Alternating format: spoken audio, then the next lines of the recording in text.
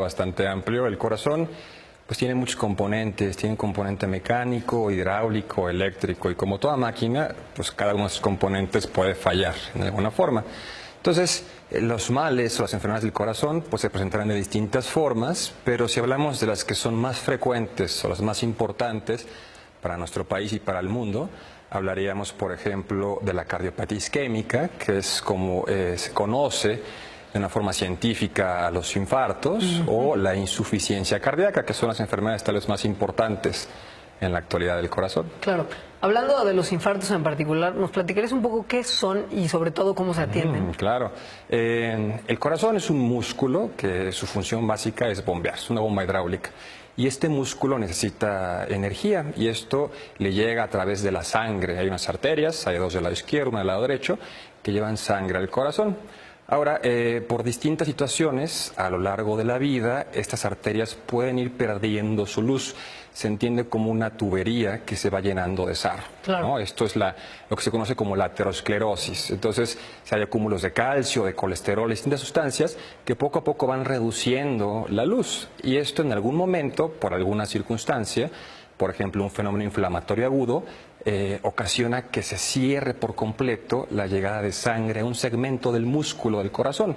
Esto es un infarto. En ese momento el corazón, que está bombeando, que está trabajando, deja de recibir la sangre suficiente para mantener la función. Y esto se manifiesta de muchas formas, principalmente por dolor. De aquí que todos entendamos que el infarto del corazón se presenta como dolor de pecho, que digamos es la manifestación clínica más importante. Habrá muchas variaciones de las presentaciones, pero es el cuadro clínico más importante. Esto es una situación muy grave la que tenemos en nuestro país. Es una de las primeras causas de muerte en nuestro país y en el mundo. Ahora, esto ha generado muchas iniciativas, tanto privadas como gubernamentales, para poder atajar este grave problema que tenemos. Hace unos años, en unas estadísticas de la OCDE, en la cual se demostró que estábamos con muchos problemas y muchas deficiencias para atender de forma eficaz un infarto, y esto en los últimos años ha derivado en políticas que están impactando de forma directa, y esto es algo muy valioso. Me gusta decir que es una época muy interesante para ser cardiólogo porque la ciencia ha avanzado bastante. Hoy podemos hacer cosas muy buenas que antes no se podían. Hace 20 años un infarto se le decía, pues ponte en un cuarto sin luz, quédate acostado y no te muevas. Sí, suena como un remedio súper eficaz. Sí, pues ahora sí que es lo que había. Y hoy en día, gracias a los avances tecnológicos, podemos resolver esto de una forma mucho más eficaz. Podemos administrar medicamentos intravenosos que disuelven los coágulos, o mejor que esto, podemos introducirnos a través de las arterias del cuerpo directamente al sitio de la obstrucción para tratar de salvar este segmento del corazón. Claro. Entonces, básicamente la cuestión más importante del infarto es tener la educación, tanto para los profesionales de la salud como para el público en general, de poder identificar los síntomas de forma temprana, que es muy importante identificar este dolor opresivo de inicio súbito como algo asociado al infarto. ¿Lo del brazo izquierdo es una leyenda urbana? No, es real. Okay. En muchas ocasiones este cuadro clínico se acompaña de otros síntomas, por ejemplo, dolor hacia el brazo, principalmente el izquierdo, se puede ir hacia el cuello, hacia la mandíbula, falta de aire, sudor frío. Hay muchos síntomas, pero digamos el síntoma cardinal y el cual tiene que hacer que nos preocupemos o que busquemos atención médica es un dolor opresivo en el pecho, okay, ¿no? En una persona que tiene características propias de riesgo para infarto. Ahora, ¿y la insuficiencia cardíaca, que fue el otro problema que mencionaste? Entonces van muy de la mano, porque una de las principales causas de insuficiencia cardíaca es el infarto. ¿Qué es lo que sucede? Se infarta un segmento del corazón y este segmento, sea pequeño o sea grande, pierde su fuerza, su capacidad de funcionar como bomba, una bomba hidráulica, que es bombear sangre a todo el cuerpo. No solo sucede por aterosclerosis o cardiopatía isquémica, hay muchas causas que ocasionan insuficiencia cardíaca, pero sigue siendo la más frecuente. Esto es un problema importante porque se está convirtiendo en una patología, en un problema de salud pública. Básicamente 1 a 2% de todos los adultos del mundo tienen insuficiencia cardíaca. Y conforme envejecemos, aumenta la incidencia. Arriba de los 75 años, prácticamente 10% de los pacientes tienen esta enfermedad. Esto es un problema muy delicado porque afecta directamente la calidad de vida, tiene repercusiones sociales, económicas, las personas dejan de trabajar, de involucrarse con su familia y genera costos importantes para el tratamiento. Entonces, la insuficiencia cardíaca es la falta o la falla del corazón para funcionar como bomba, ¿no? Que es su función principal.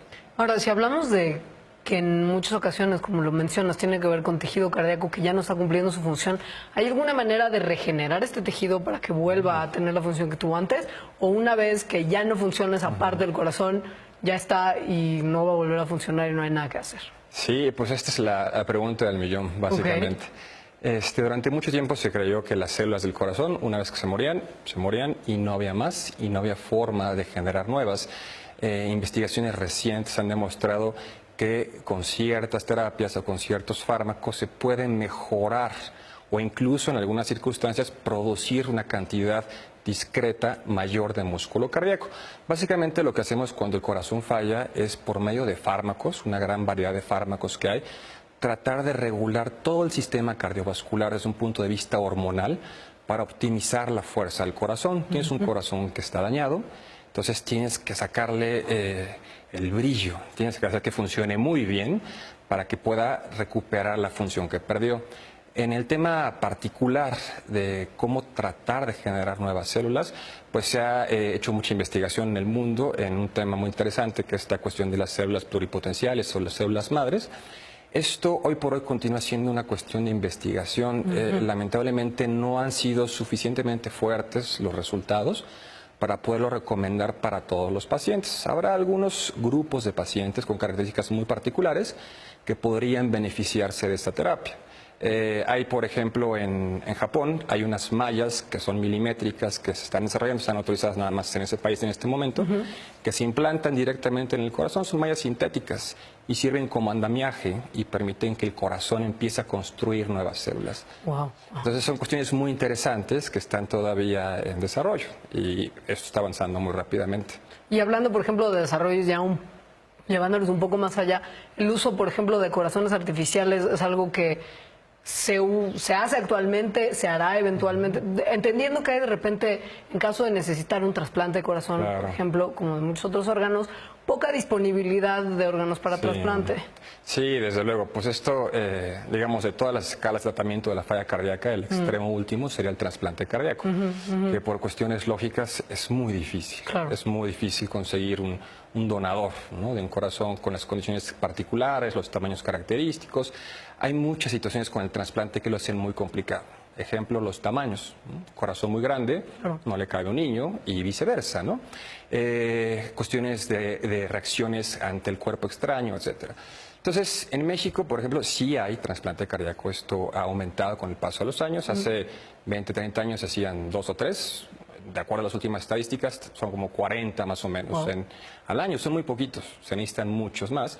Pero efectivamente hay escasez de donadores. Entonces, esto lo compartimos todos los países del mundo. Se han hecho investigaciones para tratar de suplir esto de una forma artificial. El término de corazón artificial todavía está muy lejano de ser una realidad, pero estamos acercándonos paulatinamente a esto. Y esto es, digamos, con segmentos artificiales del corazón. Digamos, el corazón tiene 4 cavidades y lo que se ha desarrollado en los últimos años son dispositivos que pueden funcionar por una cavidad o por 2 o incluso por 3.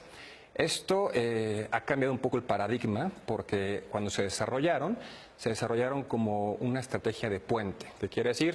Tengo un paciente que está muy grave, está esperando un corazón, pero no va a aguantar. Entonces uso estos dispositivos artificiales como puente para. Claro. Pero conforme ha avanzado la tecnología y cada vez hay mejores resultados, se están convirtiendo ya en terapias destino. ¿Qué quiere decir? Tengo un paciente que está muy grave, ya no está esperando el trasplante, sino voy a usar esto como su terapia. Estamos todavía en etapas iniciales, hay pacientes que viven 3, 4 años con este dispositivo, tiene muchas complicaciones todavía que requieren de un equipo interdisciplinario experto para poderlo manejar. En México sí hay pocos, principalmente la limitación es la cuestión de acceso a los recursos necesarios para implantarlos en dispositivos caros, pero bajo algunas circunstancias, instituciones de seguridad pública, dígase Secretaría de Salud o Seguridad Social, por ejemplo, como el IMSS, los están utilizando para pacientes muy seleccionados. Buenísimo. Sí, sí, sí. Conforme mejor la tecnología, pues esto deberá ser mucho más Más accesible para el resto de la población. Muchísimas gracias. Es un No, ¿de tema qué? muy interesante y nos da gusto saber que vamos en dirección correcta. Vamos bien. Muchas gracias. Gracias.